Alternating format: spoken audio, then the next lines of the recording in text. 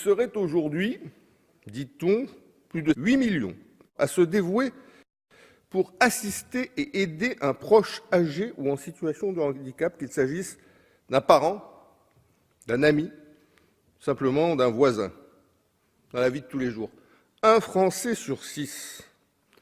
Vous savez, ces Français de la République d'en bas, que la République d'en haut a de plus en plus de mal à voir, et qui sont, comme par hasard, aujourd'hui, en train de se faire entendre.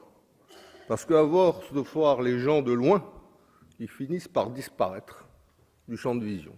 Et ils sont là en train de dire « on existe, on est là ». Et pour nous, à l'UDI, ces proches aidants font partie de cette République d'en bas, qui mérite d'être reconnus, d'être aidés, d'être accompagnés, d'être soutenus. Il s'agit d'une charge parfois lourde, qui est impossible de quantifier parce qu'on ne peut pas mettre de prix sur la bonté, sur la douceur, sur la gentillesse. D'ailleurs, même les mots que j'utilise là ont un côté un peu suranné, un peu dépassé. Bonté, douceur, gentillesse. Pourtant, ce sont des engagements essentiels. Cette proposition a été adoptée à l'unanimité de nos collègues sénateurs. Elle vise à traiter l'ensemble des volets de la protection sociale des aidants. Elle aborde le sujet de l'aidance comme un enjeu propre, c'est-à-dire en ne le considérant pas de manière incidente à d'autres sujets, qu'il s'agisse du handicap, du grand âge ou de la dépendance. C'est déjà un pas symbolique. Mais dans une république, on a besoin de symboles. On l'oublie trop souvent. C'est déjà un pas symbolique vers une plus grande reconnaissance de la dette considérable que notre société tout entière a à l'égard des aidants. C'est l'occasion pour votre majorité de poser à son tour un geste fort. Il n'est que temps. À la veille du Téléthon, le signal serait bienvenu.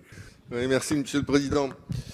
Mes chers collègues, j'ai entendu pendant la défense de cette motion de renvoi des paroles qui ont résonné curieusement à mon oreille. La temporalité de cette proposition de loi n'est pas en adéquation avec le processus politique engagé. Je dois dire que, heureusement que j'étais assis, autrement je serais tombé par terre.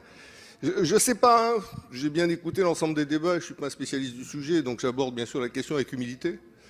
Mais je ne sais pas si la temporalité de cette proposition de loi est en adéquation avec le processus politique engagé. Mais ce que je sais par contre, c'est que la temporalité de cette proposition de loi est totalement en adéquation avec la France d'aujourd'hui et ses attentes.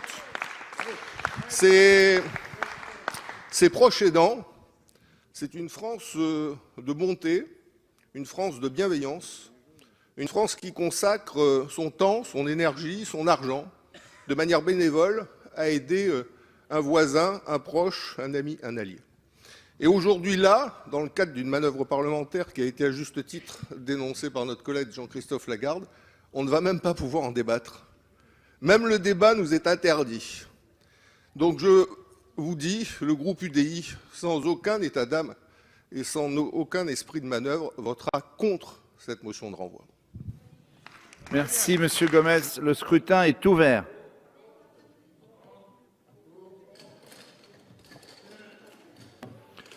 Le scrutin est clos. Voici le résultat du scrutin. Votant 64. Qu'est-ce qui se passe quand c'est 32 et 32 ? Votant 64, pour 32, contre 32, la motion de renvoi est donc adoptée, puisqu'en... Pardon, elle est rejetée. Elle est rejetée, pardon. Elle est rejetée.